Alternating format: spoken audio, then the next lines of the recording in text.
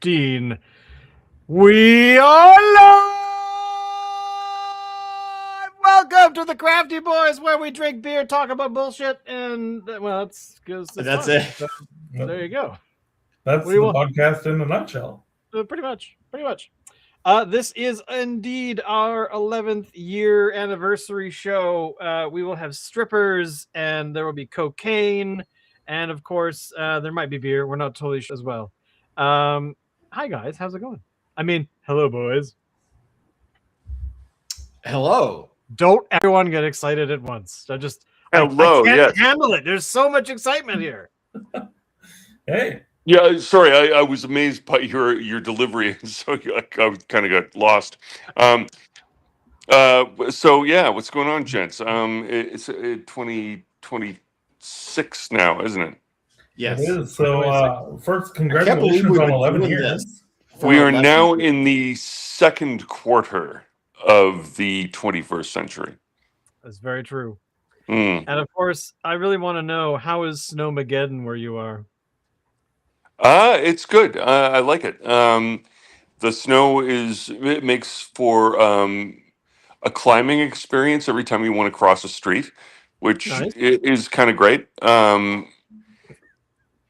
It's keeping a certain kind of person at home, which I appreciate. Um, there are, yeah, there are many merits to it. Excellent. So otherwise, life has not changed in the big world of Toronto. Oh, I'm sure it has for some, but yeah, I mean, look, the one remains unbuilt. There's still a crane atop it. Of course.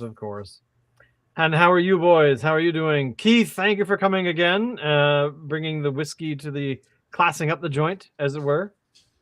Yeah, I went out. I made sure that I had a craft whiskey that was locally distilled. So I'm excited to share that with you boys. All right, very good, pretty good. And tell them how excited we were earlier today when you sent me a screenshot of something. So I had been searching for a craft whiskey all morning, and I had stumbled upon a whiskey that was in collab with Bomber Brewing. Bomber? Bomb? But unfortunately, that was a collab that occurred last year, and so was no longer available. Mm. Which sucks, because I Okay. was excited by that one. I thought that would be actually very, very, very cool. What happened to Bomber? Because you knew something about that story, didn't you, Shane? Yeah. Well, they the thing that I learned about it a little while back was that they had sold to Donnelly or some larger Mhm. brewery group, and they couldn't make it work for whatever reason, and then they decided to return to wanting to sell off the property. So eventually the original founder bought it back sometime last year. And the reason he sold it in the first place was that he came down with a case of throat cancer that he then successfully beat, and decided he wanted his brewery back, essentially. So that was very cool. But I wish I had experienced their collab for that whiskey. So that would have been cool. Let's start in the East. What are you drinking tonight, Locke, on the anniversary podcast? Right. Speaking of craft spirits, so I am on the Jerningham Distillery, Vancouver Island Seaside Gin. All right. So I'm a little confused here. So Vancouver Island Coastal Craft Spirits, Jerningham Distillery. I don't know whether this is a product of. Let me see what it says. Inspired by Pacific coastline with crisp ocean air, clean surf, Towering evergreens, the soft fragrance of wild roses, Seaside Gin captures the untamed beauty of the West Coast in every bottle. Its botanical profile is both complex and impeccably balanced, making it one of the world's most approachable gins. At its heart is local, sustainably harvested winged kelp, lending a gentle note of the sea to both nose and palate. Juniper, citrus, rose, lavender, and spice come together in harmony, evoking the wild, fragrant spirit of the shoreline. Whether stirred into a martini, poured with over ice with tonic, or mixed in your favorite coastal cocktail, Seaside Gin delivers true taste of place. Bright, refreshing, unmistakably West Coast. Visit SherninghamDistillery.com/recipes for more inspiration. So we've got juniper, we've got rose, lavender, citrus, and winged kelp. Okay, so it seems like Sherningham Sorry, Distillery did you say is the winged kelp, winged kelp. Yeah. as in like the kelp got that kind of thing. No, it achieved angel status and got wings. Oh, okay, cool. I was just curious myself. I guess so. But yeah, they are located in Victoria, BC. So I'm not sure who Vancouver Island Coastal Craft Spirits refers to. If that's like it may just be that that's their tagline, but Could it's be. on this. It's on this.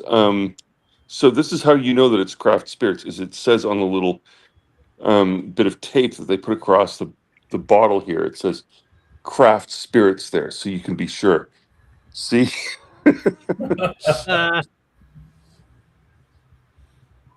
Uh, So anyway, they've affirmed their status in that respect. Now, apparently, also they have won awards. They had what is it, World Gin Award or something? Yeah, Oh, check that out. Wow. world's best Yeah, gin. yeah. Now, as you can tell, I've already taken a fair swat at this thing. I've been working on it over the last couple of months. This is sipping gin, and I'm going to sip some of it now. Um, if I can just get the bottle open. Bit of a proper cork in there.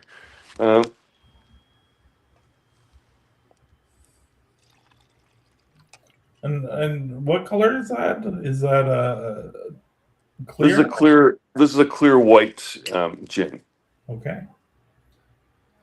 I know there are a few gin producers on the island that produce various colored gins. So I yes. was Mm-hmm. Mm-hmm. I think you did Empress, one most in the notably. summer. yes. Mm. I don't remember which one it was, but Probably Empress. it was a sapphire. It was sapphire gin. Yeah. I'm pretty sure that was the Empress one. Yeah, this is delicious. It's.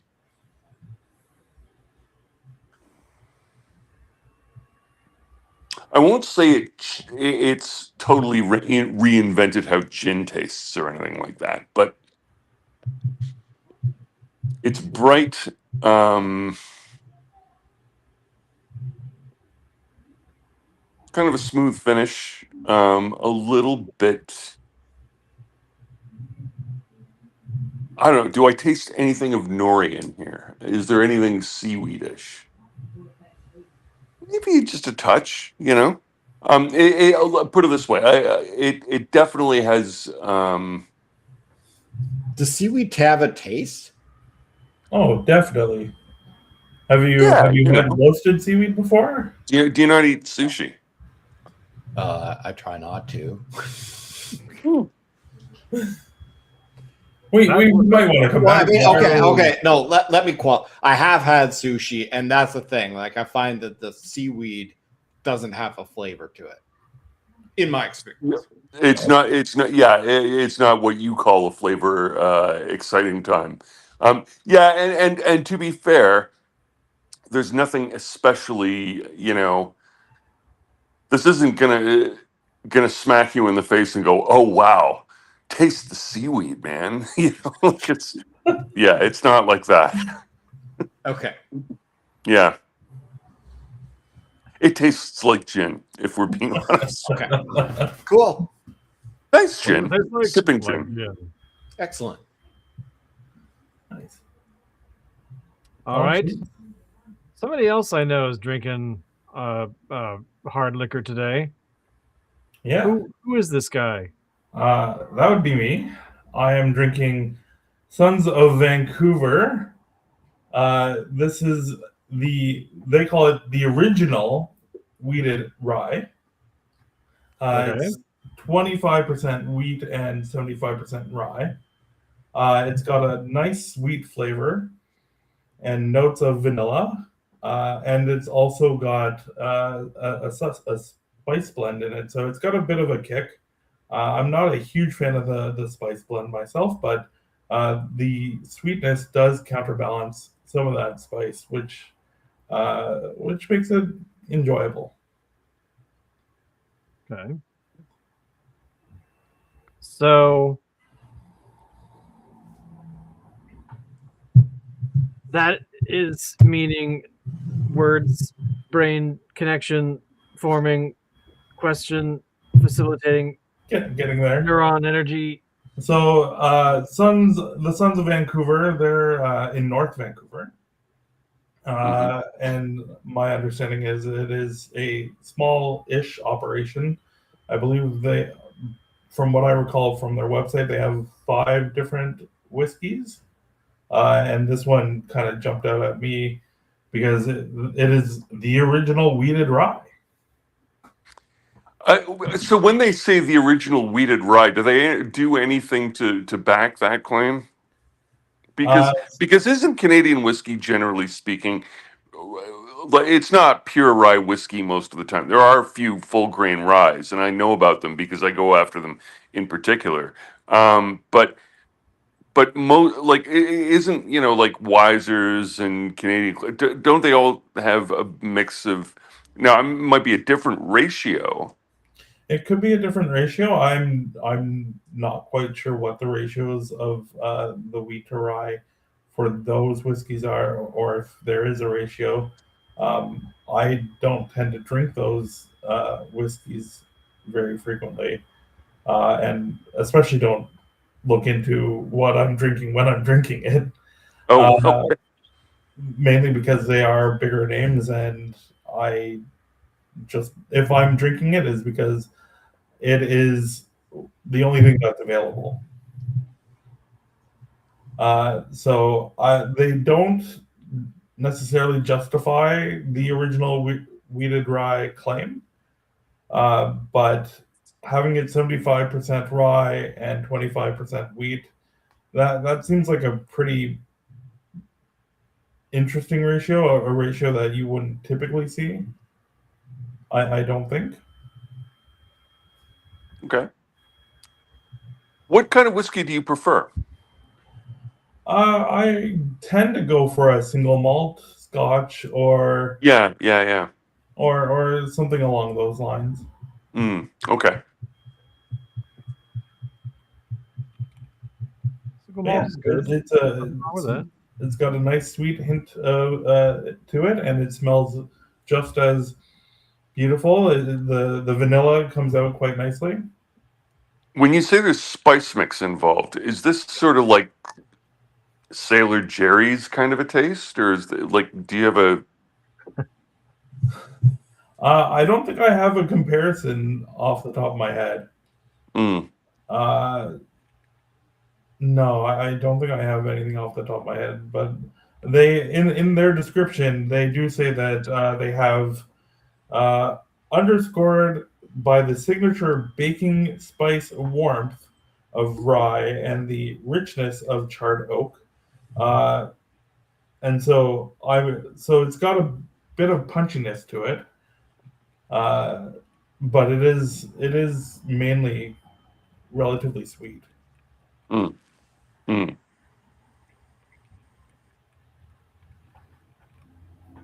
All right. So All right. Shane and Alan, what are you guys drinking? Today, we're drinking the Missile and the Bloody Orange, which is a Blood Orange Ghost, 4.5% alcohol by volume, and it contains barley and wheat. So there you go. It is from a brewery called Curious Creatures. Where are they located, Shane? In Richmond. Yes. Richmond, British Columbia.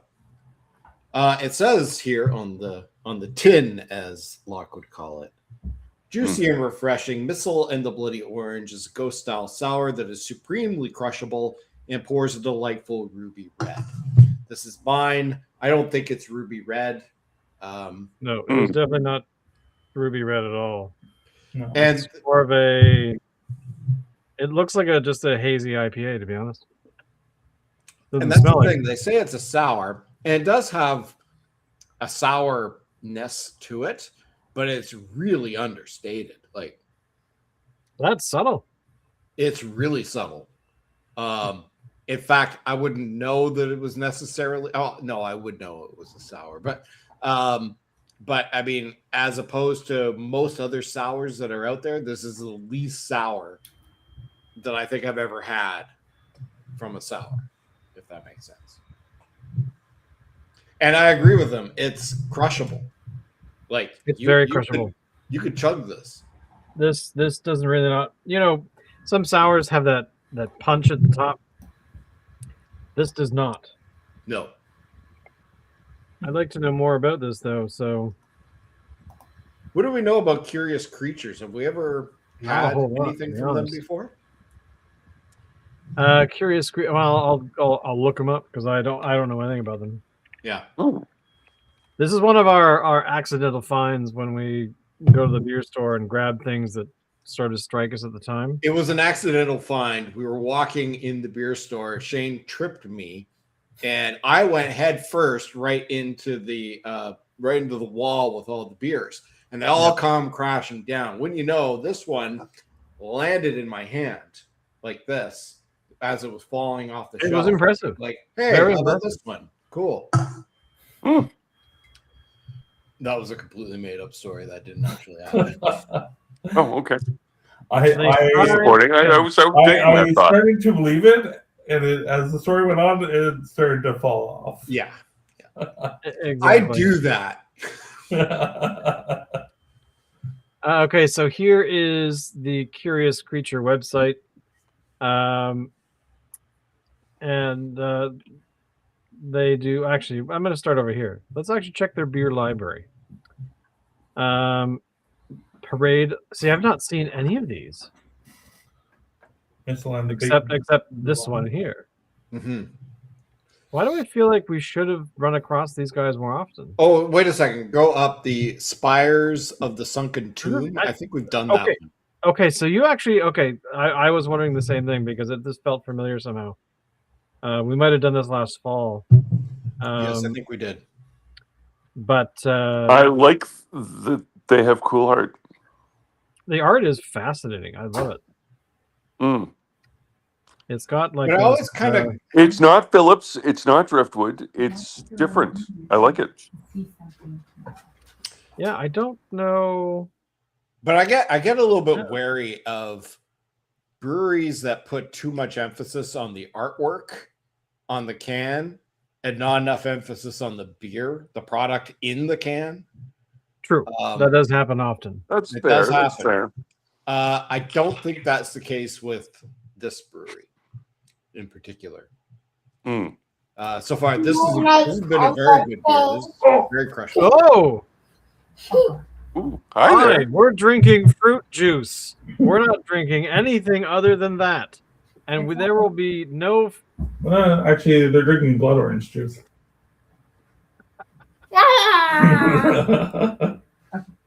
All right. Vampires. Someone wanted to say goodnight. Good night. Good night. Night. Good night. We'll send you kisses. Mwah, mwah, mwah, mwah, mwah. Sleep well. Milo comes in and wakes everybody up. That is exactly what he's doing. Good night. So, speaking of whiskey, I'm not a whiskey drinker, Mm. but part of me would like to be. Mm-hmm. And there is a craft whiskey that is Driftwood Brewing has made, Mm. and it's coming out soon, and it's called the Mage. And for some reason, I want to try this. I don't know why. Well, I like the fact that it's called the Mage. It sounds, properly Gandalfish. I'm already intrigued. Shane, can you look it up and bring it up? The which one? Sorry, I was responding to the chat. Driftwood Brewing, the Mage whiskey. Now, speaking of, now one of the things I like about Driftwood is that their art is good, their beer is good, and they tend to match their art and beer well. I can only expect that there would be a pretty cool looking poster that could come out of a product like Mage whiskey. Yeah. Hello. So we've got Contact Gin. blueberry liqueur, Noctino, oyster spirit, the Mage. The Mage. Learn more. See, I know nothing about whiskeys, but for some reason, I want to try this. Well, it's called the Mage, isn't it? Yeah. Aged in red wine barrels. Nice. Yeah, there's not a whole lot of info on it. Well, no, but we were trying to read that. Oh, What does that say? masterfully. Masterfully distilled in the July 2022 from 100% BC grown malted barley and aged in 2 distinct casks, a high char ex-bourbon barrels and South American Malbec red wine barrels that were filled with a distillation derived from a Belgian yeast fermented mash. The Mage offers the warm, inviting presence of tingling baking spice, followed by the flavors of vanilla and finishing with a dry astringency that invites another sip. No chill filtration, no coloring added. Alcohol by volume, 55%. Every bottle is 750 milliliters. Shop now. Well read. Yeah. Right, so this is a cask strength whiskey. It does look like it, yes. Mm. That looks. Yeah, I can see the appeal. That is a really nice appeal. I'm looking forward to trying this. I mean, I think if I can find it, I'll buy it. And then, But it's a sorry, limited your place? release. Now, The Mage was limited? Sorry? Apparently. Yeah, it would be limited if a brewery is making a whiskey, distilling a whiskey. It probably would be a limited item, just because the process is vastly different. Apparently 4 Mile has it. Apparently 6 Mile has it. But I want to buy a bottle, not not dram or whatever. Yeah, no, it looks like it's everywhere still, so at least according to their website. Okay. But so yeah, you never know. Let's see if it's available in Toronto. yes, please do. It is not. It is only available locally. So I guess we're just gonna have to buy you a bottle, man. And ship it out. You're gonna hate it. You're just gonna load that whole thing. Oh no, not that. Anything but that. The comfy chair.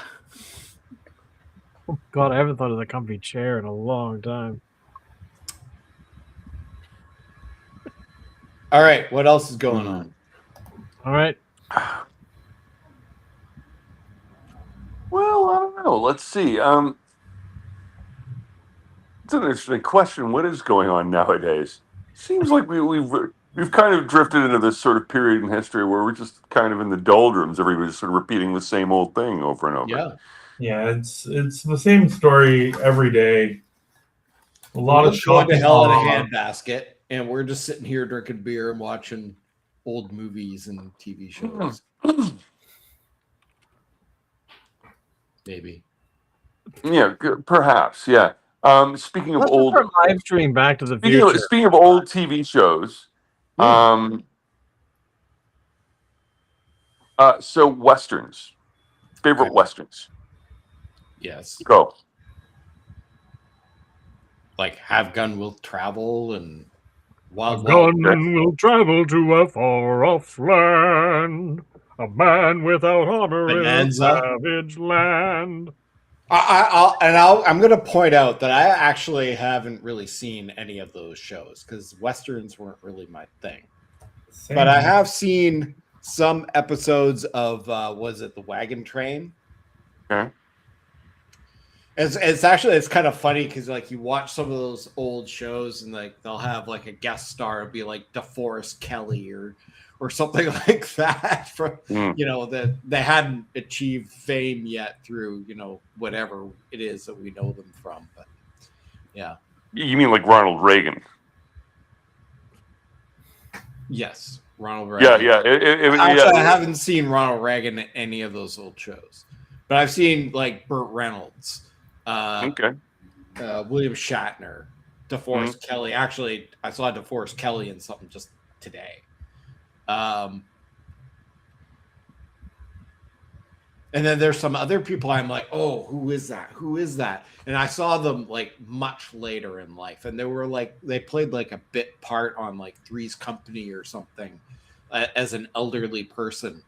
But they played a much younger person, obviously, in one of those Western ones. And just because I've seen every single episode of Three's Company like a billion times in the 80s, I just remember what they look like. Does Firefly count as a Western? Yes. That's the only Western I've ever watched then. Well- Really? So okay, look, I've always been so for me, I favor the spaghetti westerns. Okay. And in particular, of course, the ones with Clint Eastwood. But I recently watched Once Upon a Time in the West, which, not starring Clint Eastwood, is still an absolute kick-ass film about land speculation of all things.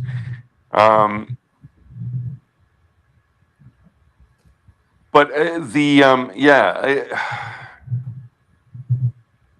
do we get on to westerns? We were asking, You brought it up. But hey, while we're on the topic, I want to bring up something regarding spaghetti westerns. As you, the guy that did the music for a lot of them is Enrico Morricone. Yeah. I have a hard time listening to his stuff. It's good, but I find that it's kind of like it's haunting. And sure, it's meant to be. It's meant to be, and it gets stuck up in here, and it gets played. My brain will play it over and over and over again, and I can't sleep. And it's the only thing I think of. And then I go a little. When was the last time you watched The Thing? A long time ago. Yeah, that's his soundtrack work. Yeah. And I recommend, if you've got earworm, that's a favorable earworm over some of the others. But right. Well, I'll tell you, I mean, I can't watch a certain scene in Inglourious Bastards, the Quentin Tarantino film, because it uses a track from one of Enrico Morricone's tracks in it. I can't remember which one exactly, but as soon as I hear it, that track is playing. It's got an earworm that just plays over and over and over again until I want to like kick a cat. Not that I would ever kick a cat. Okay. It drives you to have that desire once in a while. I like his work. I mean, I do too. I do too. It it just messes. When I listen to his music, I become murderous and I want to kill everything, especially small furry animals. Death to the kitties. Kitties, not kitties. That would be Kitties. a With a great T. punk band name. T. Death to the kitties. Death to the kitties. Feed cats to children. Feed children to cats. I think. What would our band name be? The Crafty Boys, if it were a band. The Crafty Boys. No.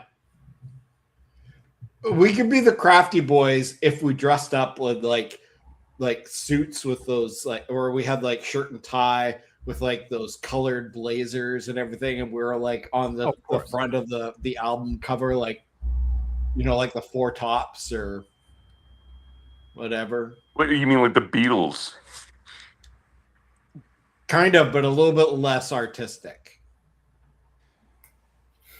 I'm thinking more along the what was that SCTV sketch? What, Five Neat Guys? Do you remember the album cover for Five Neat Guys? No, I don't remember that one. Searching. Look it up. Oh, right. Yes, of course. Here we go. Five Neat Guys. I think part of the reason I got onto the reflections on Italian interpretations of the American Old West is because of the Olympics going on right now. Did you catch the opening ceremonies? No. Okay. I suggest you have a look at some point. Okay. It's bizarre. It is truly bizarre. So there is a point where the choreography somehow manages to mesh being both lewd and extremely stupid looking in a way that I don't think I've ever seen before. Those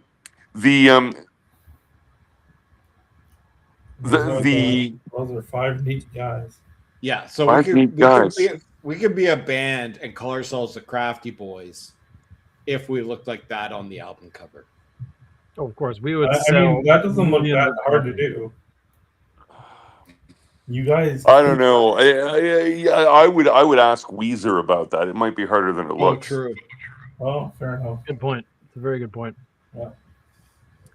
Yeah. Speaking of which, I love Yeah. Weezer. Weezer is awesome. Weezer is great. I can listen to a them long time. nonstop. Well, maybe not nonstop, but you get the idea.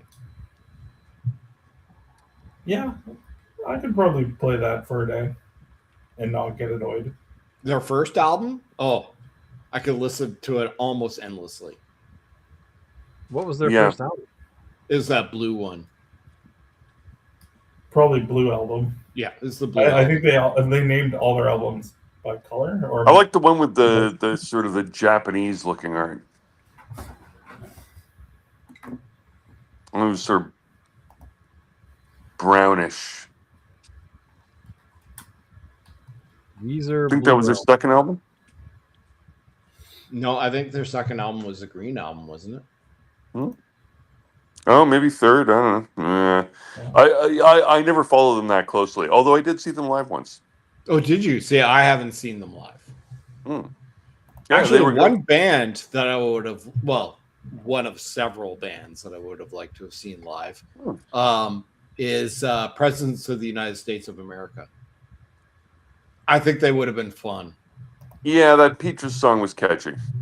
Peaches, Lump, actually, a lot of stuff that they did was fun. And I listened to one of their live albums. Well, it wasn't a live album. It was one of their albums called Pure Frosting, and it has like a bunch of B-sides on it and some live performance stuff.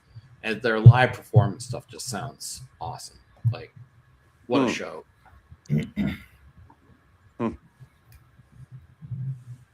Speaking of live shows, I'm really looking forward to March because I'm planning on seeing two bands pretty close together that are not exactly similar in genre. so I'm looking to see Alan Doyle, who has a solo career since leaving and disbanding Great Big Sea. And so Alan Doyle's Newfoundlander and has East Coast style music. And then Rise Against is coming at the end of March, and I'm wanting to see those guys as well. Oh, cool. Yeah. Nice. It's 3 or 4 days apart, the two concerts. Mm, Yeah, that's a lot. it is a lot. But I also I recently got tickets to see probably my favorite sort of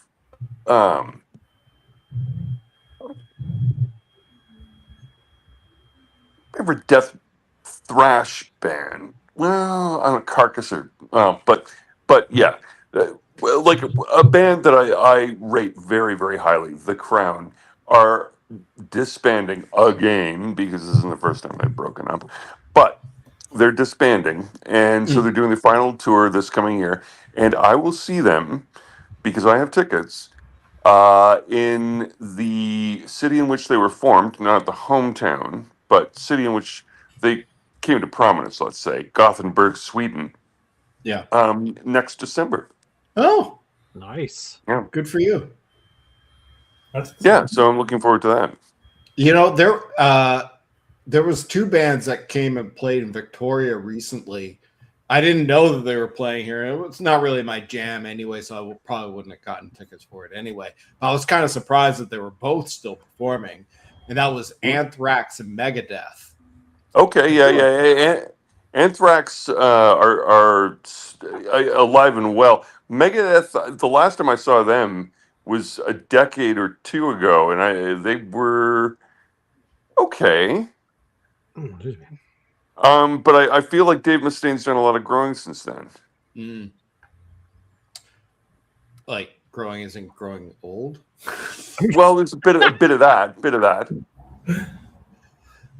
I'll be honest, I don't really know their catalogs, either of them, very well. So I mean, it's not really my thing. Like when I was a metalhead, I was really into Metallica. That was Fair enough. that was what I listened to. So I know them really well, but I don't know Anthrax and Megadeth very well at all. And I feel like that kind of makes me a bit of a poser in a way. Well, right. So you know, Kill 'Em All. Yeah, Yeah, about half of the songs were written by Dave yeah, Mustaine. Of I Megadeth. knew that. Yeah. So yeah, so not a big divergence there. No, I'm more of an Anthrax listener than I was a Megadeth listener. Probably more of an Anthrax listener, if I'm being honest, than I am a Metallica listener.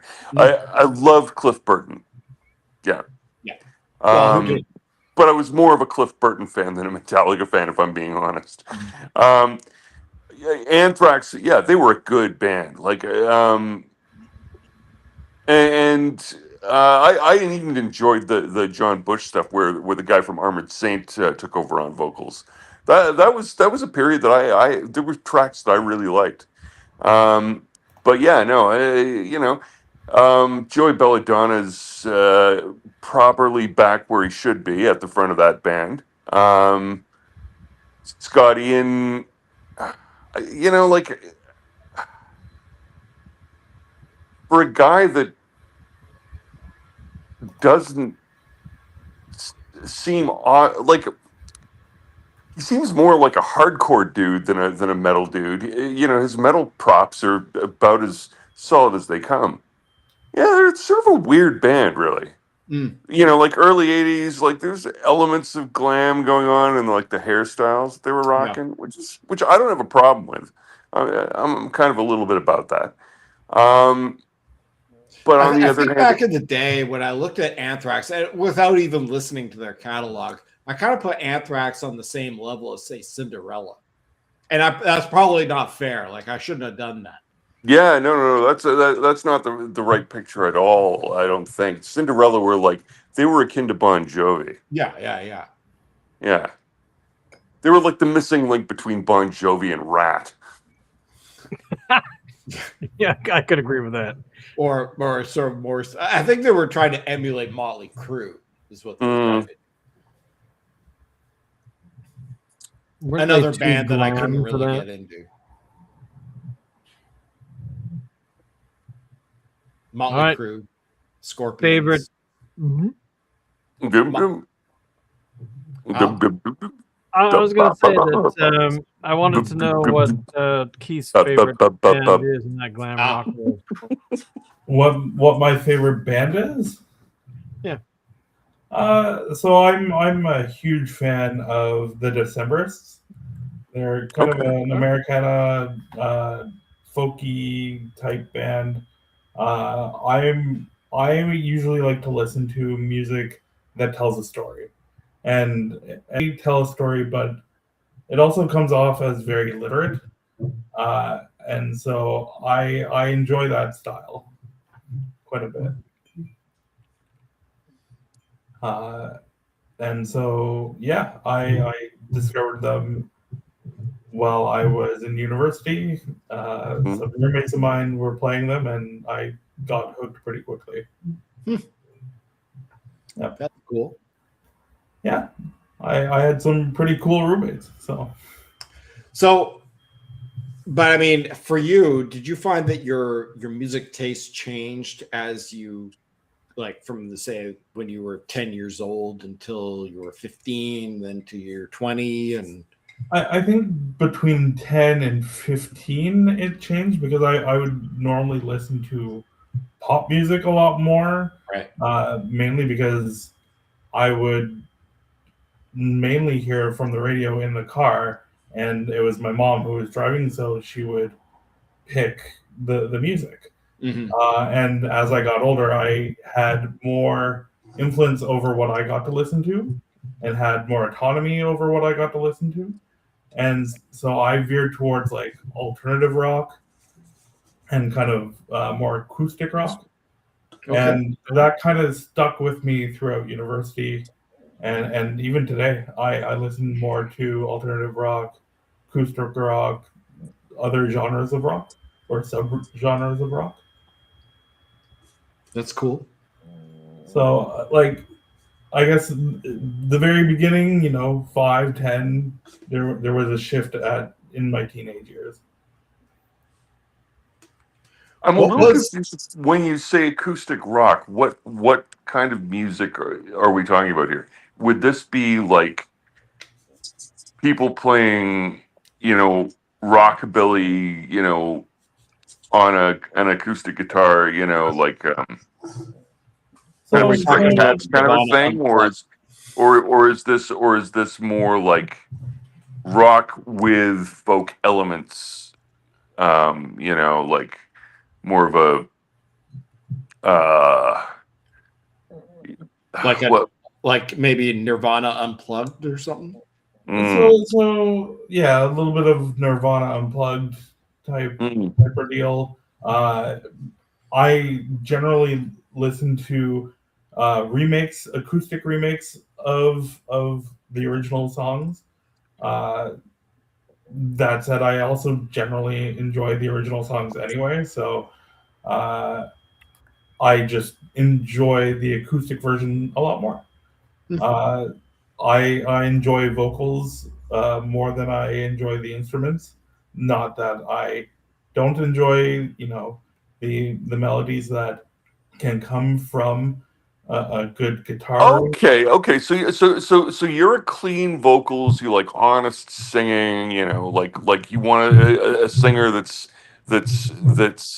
not doing a voice, but is really like is just singing their song. That's your cup of tea. Yeah.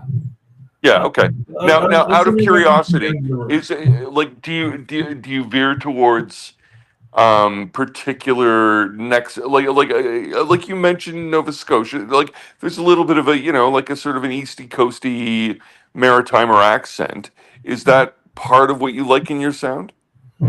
So the Alan Doyle thing, my mother is from Newfoundland, and so I Yeah. also had Okay. that influence lyrically Yeah. and within the music that I listen to. So like generally speaking, I don't mind, or I do enjoy a good sea shanty.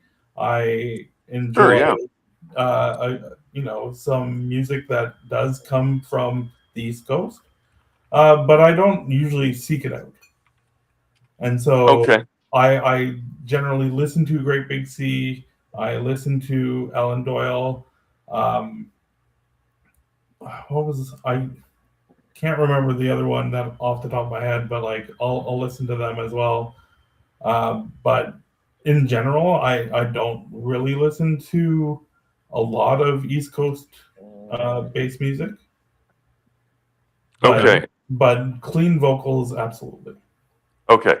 So definitely not K-pop with like like death metal screams Yeah, because I recently discovered Hanbi or something like. I'm trying to remember what the hell it I was mean, called. I have been known to listen to Avenged Sevenfold as well, so kind of bordering that kind of heavy metal. Sure, sure.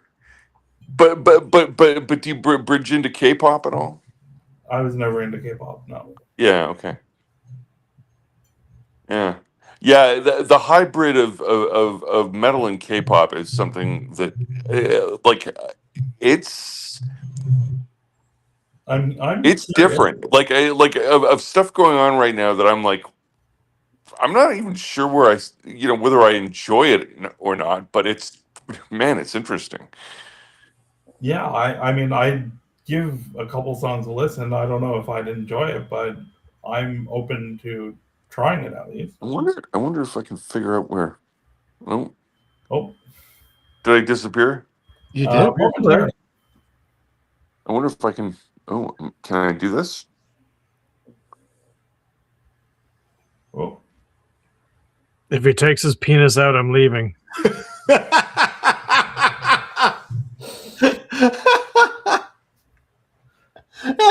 Muck has disappeared.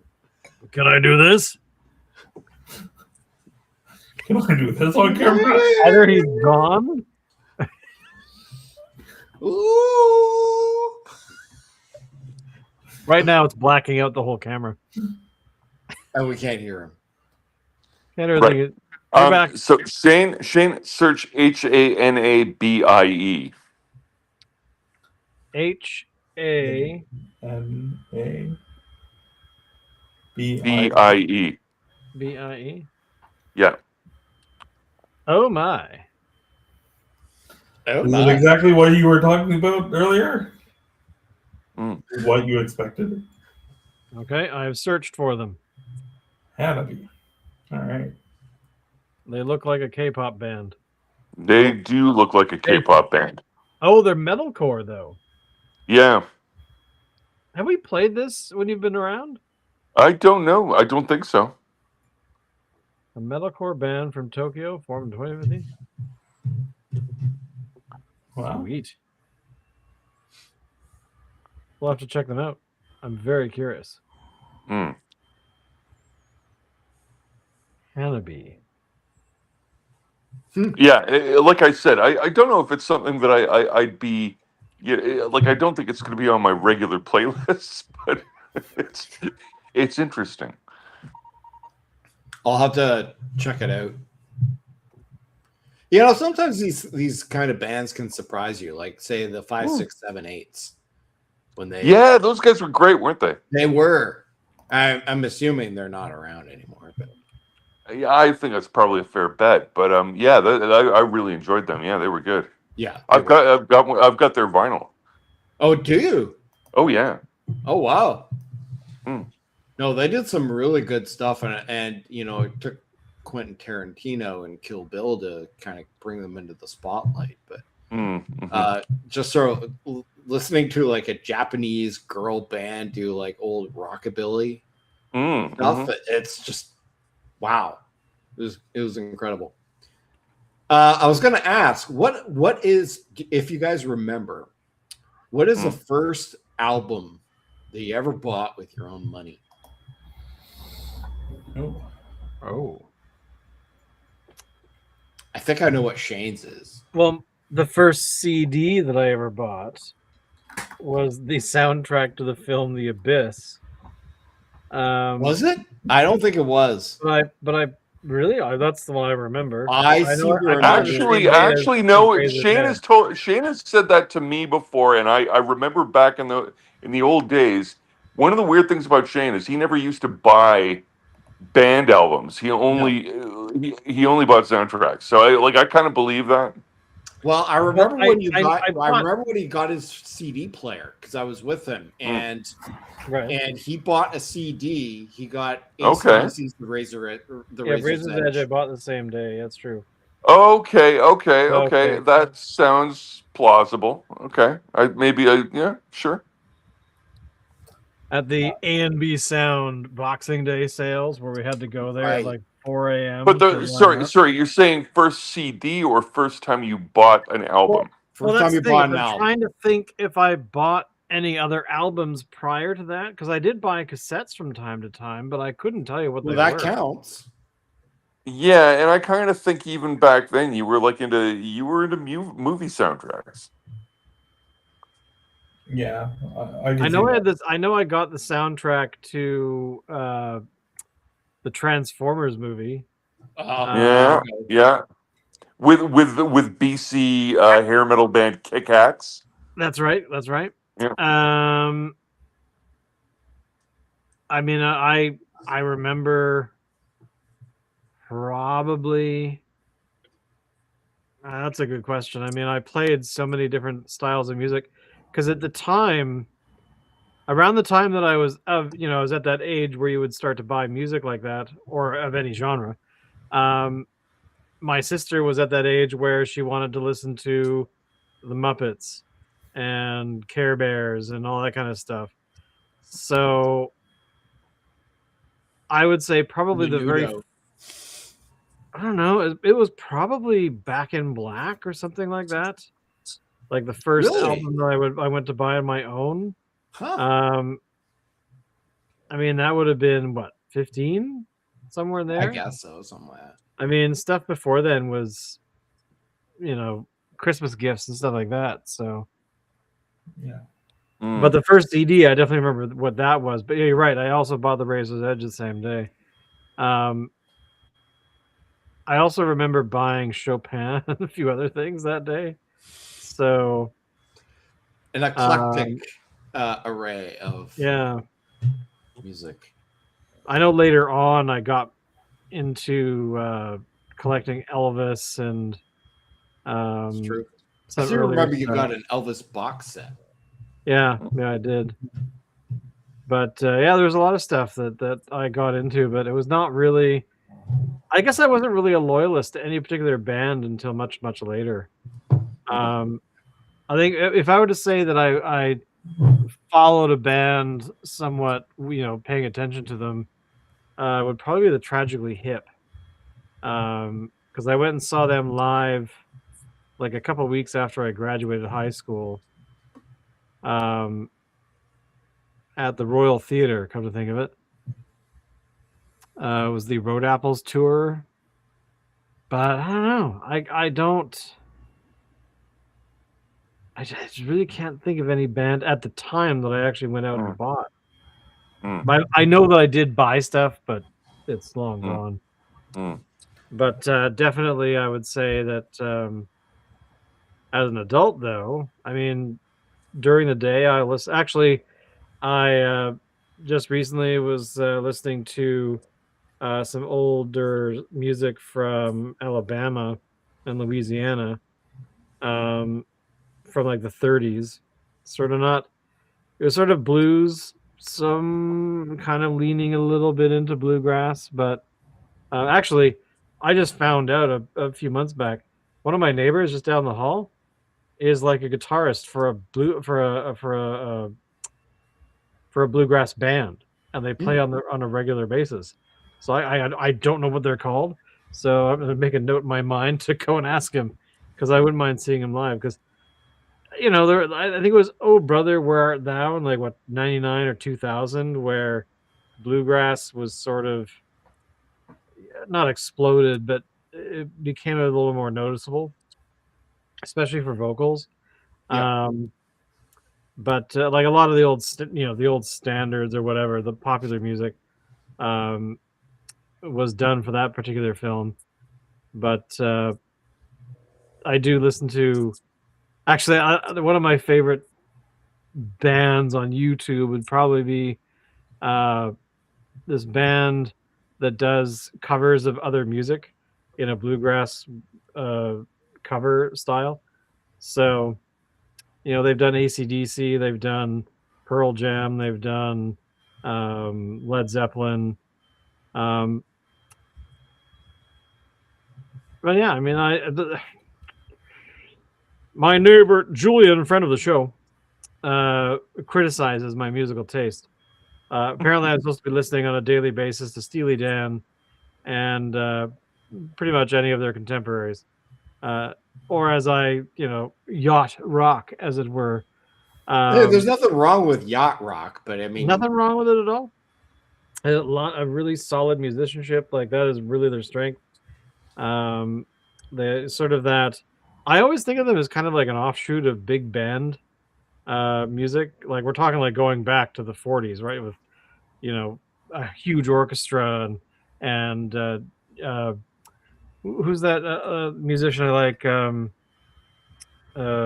Cab Calloway, like that sort of style of music, and that kind of transition from that style of music into sort of the more R&B influenced into whatever became maybe it's yacht rock, who knows, but but that was like the educated went to music school kind of crowd.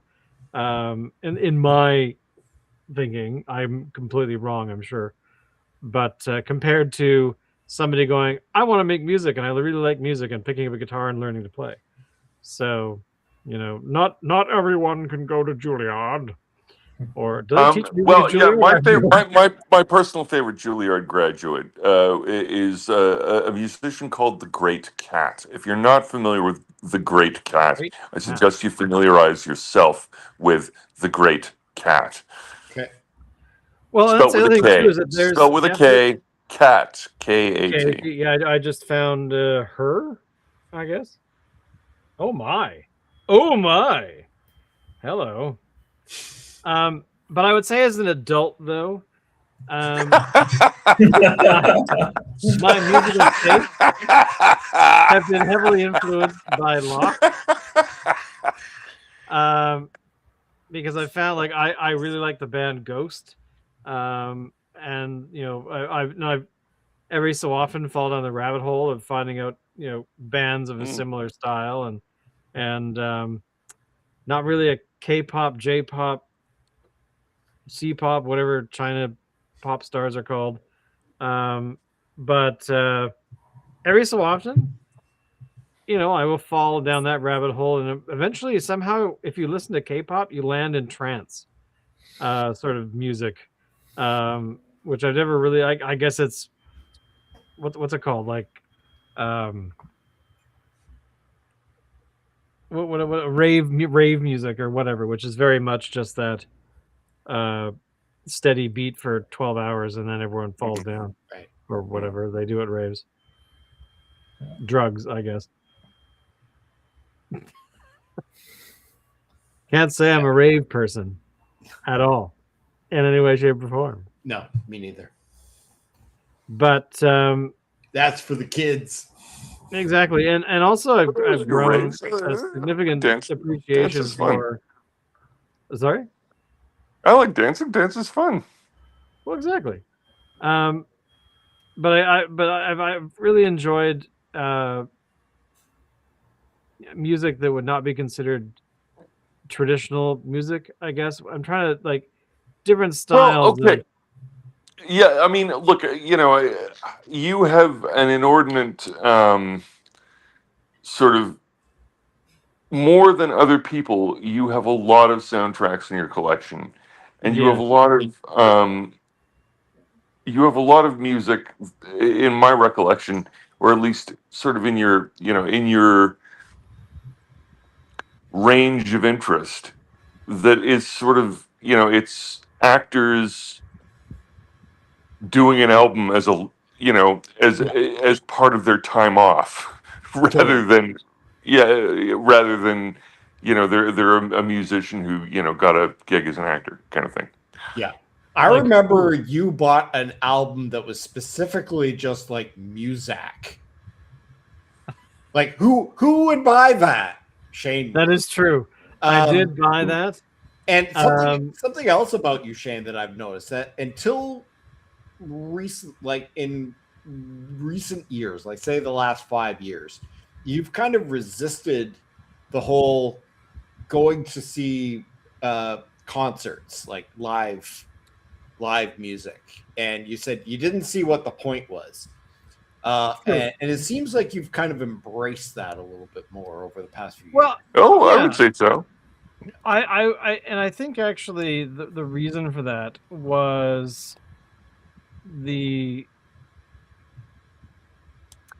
Julian, friend of the show, was telling me once about live performance, about how his sort of thinking is that a lot of artists who, they're in their 70s, still tour. And he prefers who they were as an artist of their skill level when they were 30, 40 years younger. Who doesn't? Yeah. And I kind of agree to us, but at the same time, my other thinking is that, well, if they're still touring, then what's the harm, right? And well, I don't want to hear their 80-year-old voice. Well, it's still them though, and like you kind of want to appreciate them because as we all know, we see every year artists that have been touring for eons, getting old and dying and whatnot. And then, you kind of go, shit, I wish I had seen them live. Like, I wish I had seen Rush live 30 years ago. Same. But, I never did. I never got around to it, or it never occurred to me as something to do, right? Yeah. But as you're saying, Alan, but yeah, as I get older, I'm like, you know what? I want to go and see, I don't know, Loverboy. Not that I would, but but because you want to see these artists and support them and stuff like that. And but I have friends in this building who go to concerts every weekend. Oh, I went and saw God, I couldn't afford it. And they were a really great band, and they were at the whatever venue. And I actually found many venues that I never would have ever discovered because, a smaller band with a rabid fan base were playing in Vancouver, and it's like, sorry, they played where? Oh yeah, the Blue Tattoo Upside Down Room. What the fuck is that? That kind of thing. So it kind of makes me want to go and see more bands, even bands I've never heard of. Yeah. So actually, just the other last night, who was in Vancouver that played downtown? Hang on.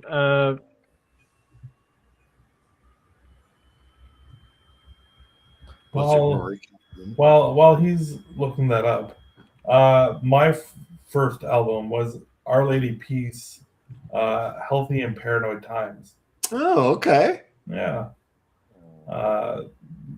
I started getting into Our Lady Peace. I had bought CDs before, like the Big Shiny Tunes albums. Yeah. Or the Much Music thing. Yeah. Yeah, the Much Music stuff. And I had started to realize that I was liking Our Lady Peace a lot more. And so I was just like, you know what? Let's get that album. And then I ended up buying the rest of their discography, just because they were probably my first teenage favorite band. And that lasted until probably 21. I saw them during their 20th anniversary tour at Massey Hall. Big Sugar. Big Oh, Sugar Big Sugar. played last night at the Pearl, which I'd never heard of. Like, where the hell is the Pearl? I gather it's on Granville. It's been around forever. But I also, I'd like to go and see jazz or something, but I wouldn't know where to go. Like it would just be kind of fun to go and see. There used to be a few jazz clubs, but they're long gone. I'm sure there's somebody playing jazz, some trios or whatever.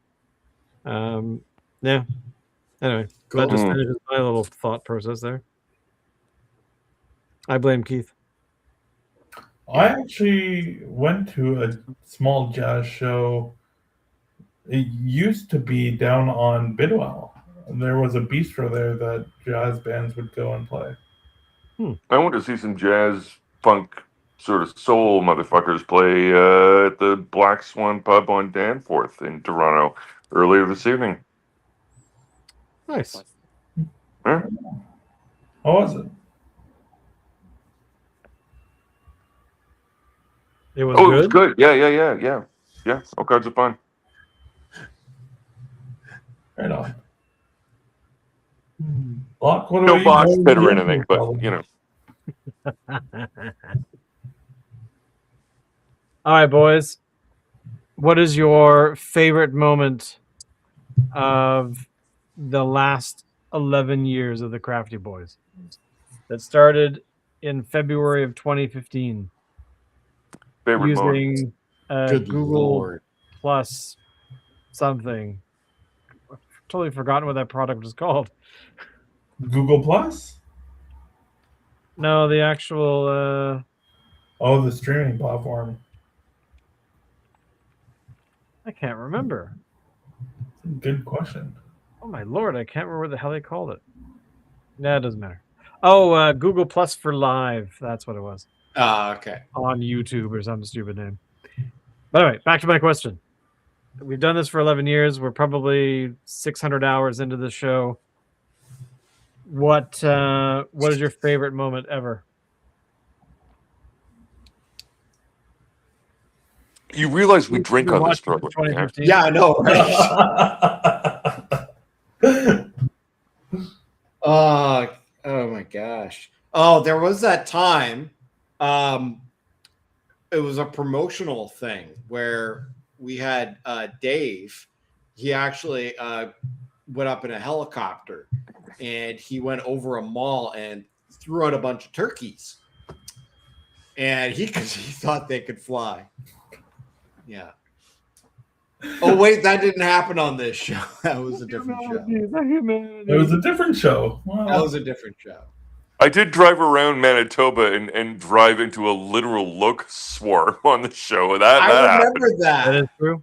I remember that. That I do remember. I have enjoyed the live shows that we've done at the beer festival. Oh Those have been yeah. good times. Yeah, that's true. Those are fun. Actually, the one that we did a couple years ago, Mhm. where we're sitting in the stands, and we actually were able to stream something kind of significant, like for about maybe 10 minutes or something, and talking about the different beers and stuff. But some of the stuff we have filmed a lot of B-roll stuff at the beer shows, and they never end up getting anywhere because we get too drunk.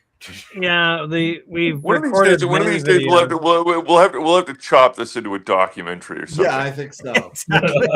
Remember that time you got loaded while you were walking around a field in Victoria? And then your first video was like, hey, we're here. We're totally going to do some stuff. It'll be great. And then 20 minutes later, you're like, It's $5? You gotta be kidding me. Screw that guy.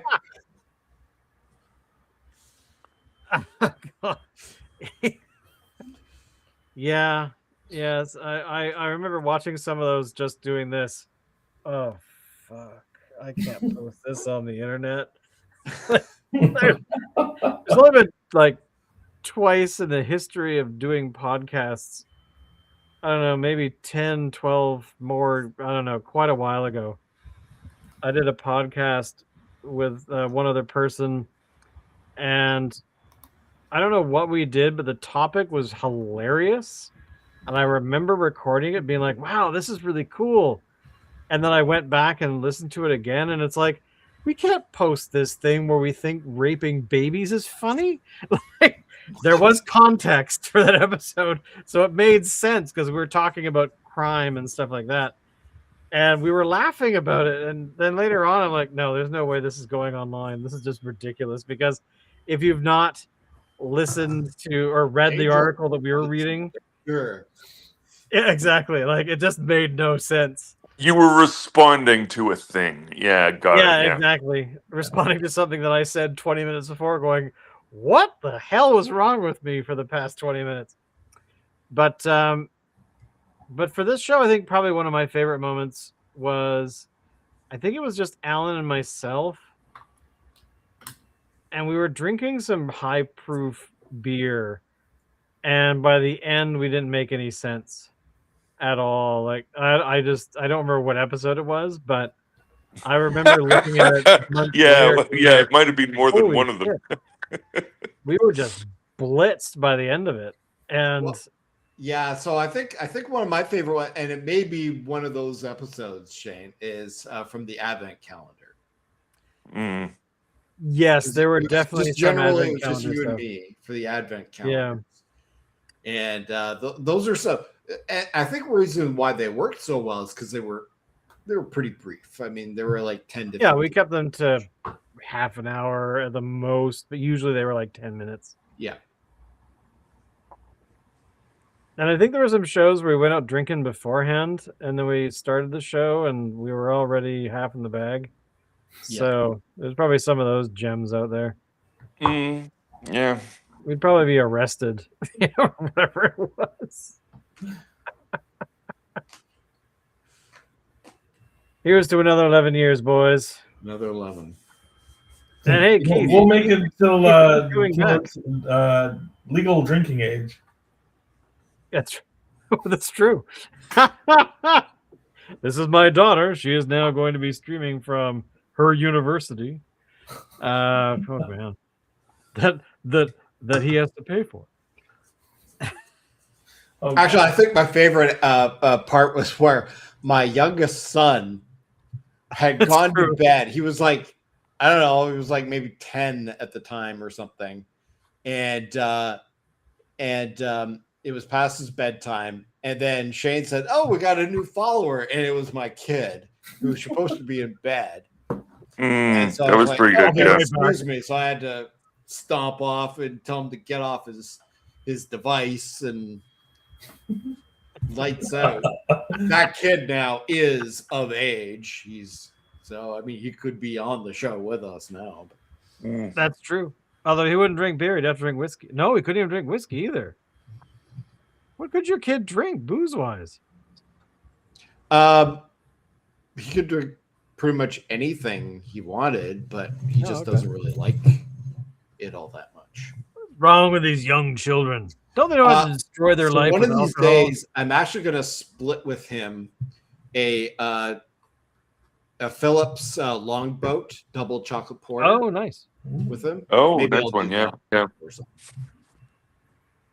Rock and roll. I mean, the Testing chocolate with whiskey candy. we had You that ever put the glass over your phone so we can watch you pour? the chocolate whiskey we had that a few weeks ago wasn't that bad. Yeah, that's true. We had the Crown Royal rated- chocolate. Yeah, that was actually not bad. That was a good idea. Let's mix these two pieces drinks together. So we found some butter tart cream alcohol, and we mixed it with chocolate whiskey, and that was a very delicious and dangerous drink. Sounds Yeah. like dessert. And then we went out and bought or had somebody bring more. I think Todd came over. We're like, bring more booze, but this specific one. We got the butter tart, but we want to try the other one. And the other one was the cinnamon roll.